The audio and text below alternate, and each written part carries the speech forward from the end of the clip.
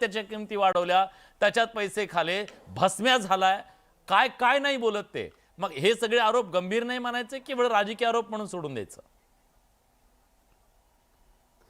आता त्यांच्याच शब्दात सांगतो, अजितदादांच्या, कुठलाही आरोप हा सिद्ध होण्यासाठी त्याला पुरावे लागतात आणि ते पुरावे हे लीगल म्हणजे तुमच्या ज्या ज्या विभागात त्यांनी आरोप केले त्या विभागाचं लेखी पत्र किंवा त्या विभागात अशा प्रकारचं काय महेश लांडगेचा इंटरफेअर झाला आहे, महेश लांडगेने तशा प्रकारचे तिथं काही हे केले तर त्याचे इव्हिडन्स त्यांनी दाखवावे. मी साधारण एक उदाहरण तुम्हाला सांगतो. त्या म्हणजे ते बोलताना तुम्ही आता 3 आरोप केले. एक कचऱ्यावर ते कायम बोलत असतात किंवा ते कुत्र्याच्या नसबंदीवर बोलत असतात. आता कुत्र्याच्या नसबंदीमध्ये 2017 पासून तर 2019 पर्यंत त्या कुत्र्याच्या नसबंदी संदर्भामध्ये ज्यावेळेस महापालिकेनं टेंडर फ्लोट केलं त्याच्यावर त्या टायमाचा प्रत्येक कुत्र्याच्या नसबंदी संदर्भामध्ये काहीतरी 693 रुपये पर अशी एक कुत्र्याच्या नसबंदीचा हे होता. त्याच्यानंतर 2019ला आदरणीय अजितदादा परत मुख्यमंत्री झाले. मुख्यमंत्री झाल्यानंतर त्याच त्यावेळेस तर ते स्वतः म्हणते की मी म्हणले की राजेश पाटलांना मीच आणलं. मग त्यावेळेस डायरेक्ट 1000 रुपये रेट केला त्यांनी. 1000 रुपये रेट केला कुत्र्यांचा.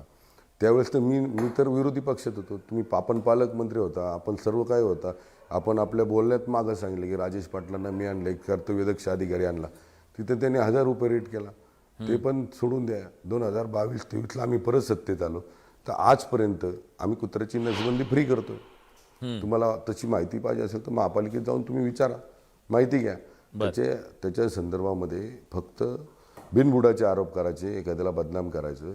कचऱ्याच्या संदर्भामध्ये 1982 पासनं जरा समजा असं समजा 91 पासनं अजितदादा पिंपरी चिंचवड शहरात लक्ष द्यायला लागले. 91 पासनं तर 2017 पर्यंत कचरा डम्पिंग केला जात होता. त्याच्यावर कुठली प्रक्रिया होत नव्हती. लोकसंख्या वाढली तर कचरा वाढणार. कचरा वाढला तर आपली म्हणजे आदरणीय दादांची अशी इच्छा आहे का त्यांनी डम्पिंग केला म्हणजे मी पण डम्पिंग करत राहायचं कचरा.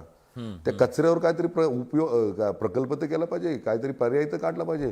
कचऱ्याचे डोंगर करून करून पर्यावरणाला त्रास होतो, तिथल्या लोकांना त्रास होतो. आपल्या सगळ्यांच्या माहितीसाठी सांगतो, त्या कचरा डेपोमुळं आजूबाजूचा परिसर बफर झोन म्हणून राज्य सरकारने डिक्लेअर केला होता आणि त्यावेळेस राज्य सरकारमध्ये आदरणीय दादाच होते. बफर झोन डिक्लेअर केला त्यावेळेस.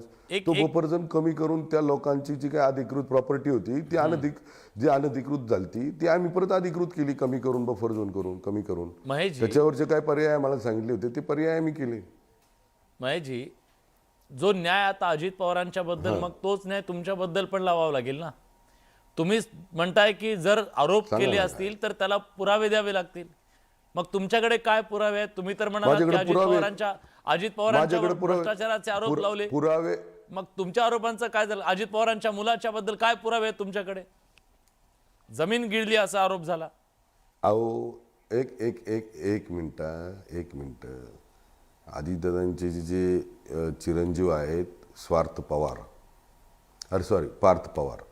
त्या पार्थ पवारांच्या संदर्भामध्ये आपल्याच न्यूज चॅनलच्या माध्यमातून, वृत्तपत्राच्या माध्यमातून तिथं असणारा जो पण काही आमचा सर्वसामान्य घटक ज्यांची जागा त्या ठिकाणी ॲक्वायर केली त्या ठिकाणी त्यांनी जाहीरपणे ते पेपर्स डॉक्युमेंट्स सगळे दाखवले.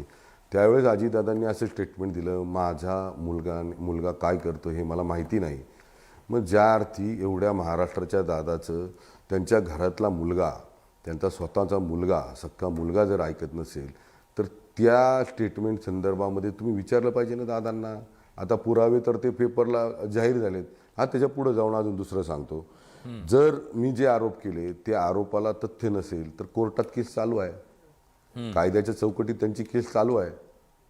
70,000 कोटीच्या असेल, दरांडेश्वर कारखाना असेल, गेली 10-15 मिनिटं केस चालू आहेत.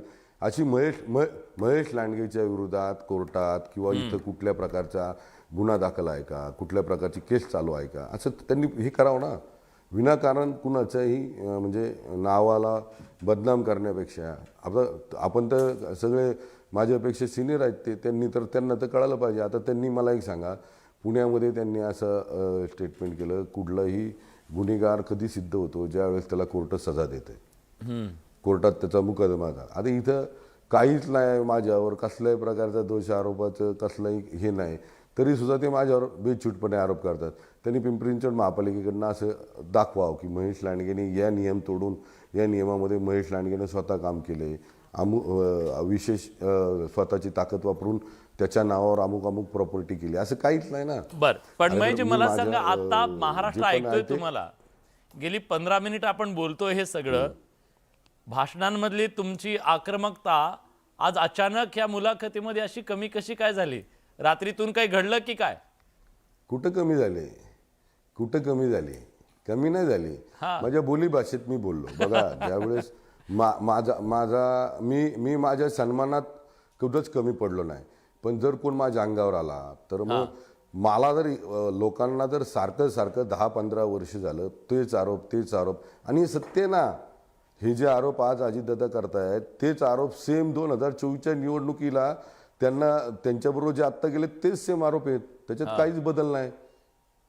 मग चुकीच्या पद्धतीनं social अजित media पवारांच्या वापरणं, मुलाबद्दल इतके गंभीर आरोप आहेत, राज्याचे मुख्यमंत्री सांगतात की तिथं स्कॅम झालेला आहे, मग त्याच अजित पवारांच्या मांडीला लावून तुम्ही सत्तेत बसलात, कारवाई का करत नाहीये त्यांच्यावरती? सांगा ना तुम्ही.